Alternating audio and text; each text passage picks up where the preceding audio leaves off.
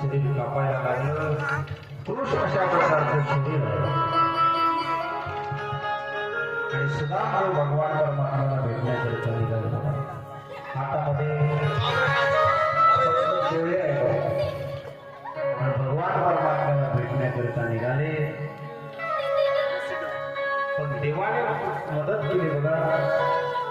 कुठंतरी पळायचे, कुठंतरी सणायचे, पण भगवान परमात्म्याने डायरेक्ट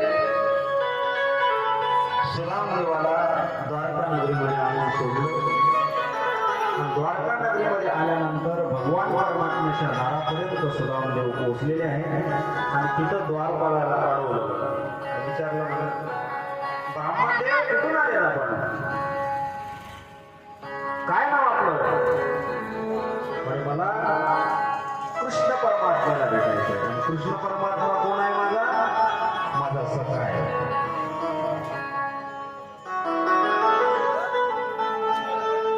देखो देखो